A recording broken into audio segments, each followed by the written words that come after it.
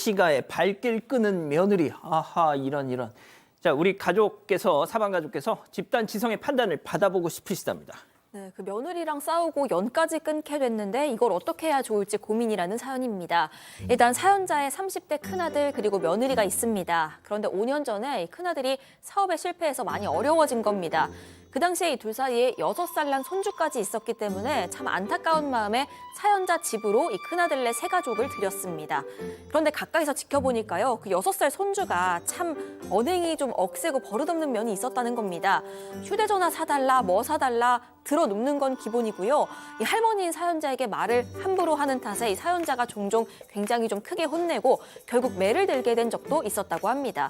그런데 이게 아마도 그 며느리의 교육관과는 뭔가 안 맞았던 것 같습니다. 결국 며느리랑 싸우다가요, 이제 어머니랑 연 끊겠다 선언을 듣습니다. 그리고 3년 전에 결국 분가를 해서 나갔습니다. 아이고야. 처음엔 사연자도 며느리가 미웠습니다. 그래도 얼마 안 가서 마음도 풀렸고 화해하고 싶어지고, 그래서 아들 통해서 좀 사과하고 싶다는 의사도 전했는데요. 묵묵부답입니다.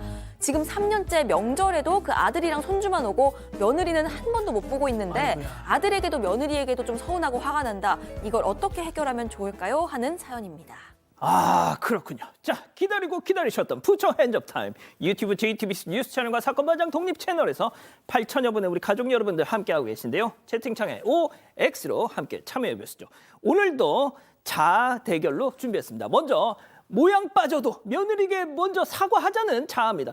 야야야, 상이야, 세상 변했어 이거사. 손주놈 교육은 지그들한테 맡겨. 죽이 되든 밥이 되든 지들 복인 거지. 아이, 할머니 네가 무슨 상관이야.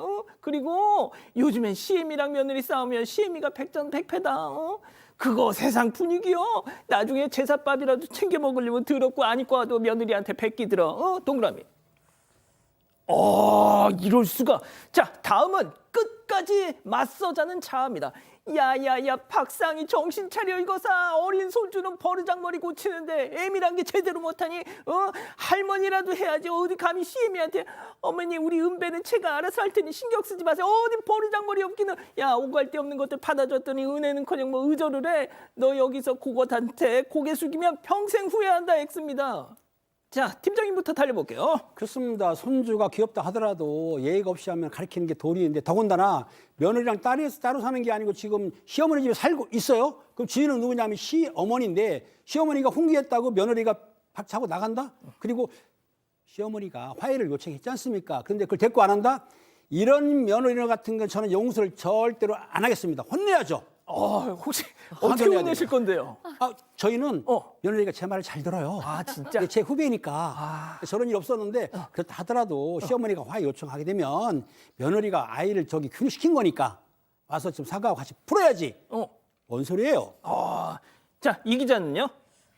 근데 제 생각에 뭐 교육관이 달랐다, 뭐 싸우셨다 이런 것들은 그러실 수 있을 법한데, 일단 사연자님은 화해의 어떤 의지도 내비치셨고 심지어 사과의 의지도 내비치셨고 하실 만큼 한 것 같아서 이제는 좀 기다리시고 뭐 더 숙이진 않으셔도 되지 않을까 하는 생각에 저는 X 선택을 했습니다. 자, 그럼 이제 반대 의견 우리 교수님.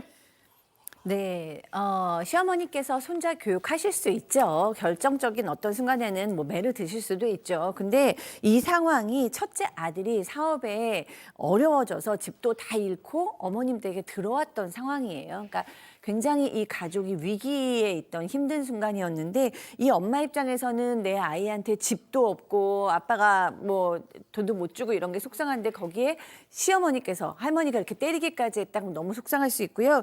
그래도 또 이제 이거를 시어머님의 잘못이라고만 보기 어렵기는 한데, 나중에 아들도 이 문제에 대해서 아내한테 아무 얘기도 지금 안 하고 있다는 걸 보면 아들도 상처가 됐거나 아내를 이해하는 거라고 볼 수 있거든요. 그러니까 아들이 생각했을 때도 이거는 우리 부인한테 상처가 됐다. 그러니까 아내 편을 들고 있는 거예요. 이런 걸로 봤을 때는 시어머니께서 사과를 하실 때다. 네, 이게 그냥 시간을 더 지난다고 이미 벌써 3년이나 이 며느리가 안 왔는데 시간이 뭐 1, 2년 더 있는다고 해서 며느리가 숙이고 올 것 같지 않아요. 며느리는 그냥 마음을 먹은 겁니다. 내 안 가리라. 오라고 그러거나 이러면 내 차라리 이혼해야지. 차라리 이런 식으로 강력하게 마음을 먹은 거고, 이 남편이 그걸 이해를 하는 거예요. 네가 그렇게 속상할 수 있다. 뭐 나도 속상하다. 이 정도일 것 같기 때문에 시어머니께서 좀 적극적으로, 그때는 내가 걔가 좀 그래서 그랬는데 내가 좀 생각이 짧았다거나 내가 미안하다거나 앞으로 우리 잘해보자거나 이렇게 좀 적극적으로 한번 마음을 열어주시면 며느리도 안 오는 거 마음 불편했을 거고 또 손주도 혼자 보낼 때 그 엄마 마음이 좋지 않았을 거예요. 교수님 말씀은 뭔가 이제 시어머니가 모르는 며느리의 뭔가 아픔이 있을 것 같다 이런 말씀 같아요. 저는 조금 뭐 내용은 좀 다른데 지금 잘못은 따질 필요 없다고 봅니다. 아이를 뭐 할머니가 뭐 훈육을 하든 그 부분 때문에 지금 뭔가 갈등이 생긴 건 맞는데 지금 원하는 게 뭡니까? 지금 원하는 거 화해를 원하는 거잖아요. 화해를 원하면 화해에만 포인트를 맞춰야 됩니다. 사과를 하면 진정으로 사과를 하면 화해가 될 수 있는데 가장 가까워지거든요. 지금 잘잘못 따진다면 화해하고 멀어지는 거죠. 그렇기 때문에 지금 사연자가 원하는 거는 사회에 만나는 걸 원하기 때문에 너무나 당하고 그럼 미안하다고 얘기하면 며느리인데 손 밑에잖아요. 당연히 됩니다. 근데 지금 와가지고 뭐 잘잘못 따지면 안 되고요. 그럼 며느리도 미안하다고 화답을 할까요? 안 되면 2번, 또 안 되면 3번 하면 돌아옵니다. 아, 4번 해도 됩니다.